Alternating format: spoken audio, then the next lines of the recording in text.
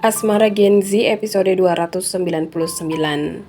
Vio bakal bantuin ngusut tulisan BFF itu, tapi habis pulang sekolah karena menganalisa tulisan butuh waktu yang cukup lama.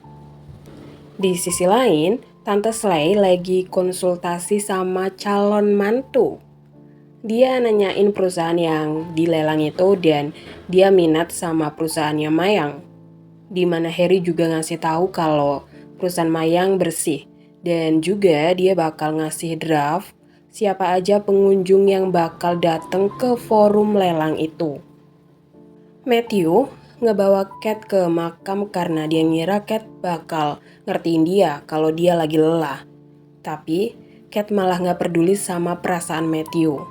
Matthew pikir Cat itu beda, tapi ternyata sama aja. Gak ada yang bisa ngerti. Seakan semua sia-sia aja cerita ke Cat. Akhirnya Matthew pulang sendiri.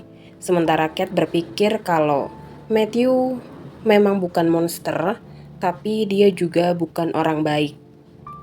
Kelas IPA sama IPS lagi mengadakan kuis matematika. Dari 10 pertanyaan, Fatah yang paling tinggi nilainya di kelas IPA. Sedangkan di kelas IPS, Noel yang paling unggul.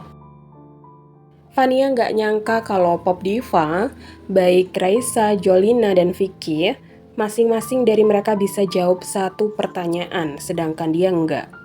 Vicky bilang kalau dia tuh sebenarnya jenius, cuman belum nemuin timing yang pas aja. Axel datang ke tempat di mana mobil duo Alveric berhenti kemarin, dan dia masuk ke gang itu buat cari tahu Rose, tapi di sana dia cuma nemuin ruko. Nggak ada rumah di sini, cuman ada ruko. Dan ruko ini nggak kayak tempat tinggal atau emang dibuat seperti itu. Rose, kamu di mana? Karena Axel nggak tahu itu ruko yang ditempati Rose, akhirnya dia pergi. Sementara Rose juga lagi mikirin Axel. Nanti dia bakal cari tahu Axel lewat tempat bisnis Axel.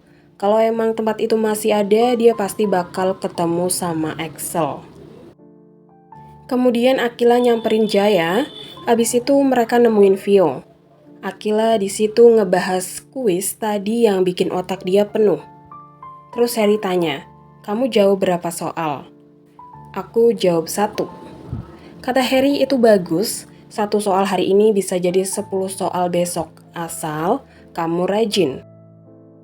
Cantika yang ngeliat Harry terus-terusan muji Akila, dia kepanasan dan akhirnya milih buat cabut aja.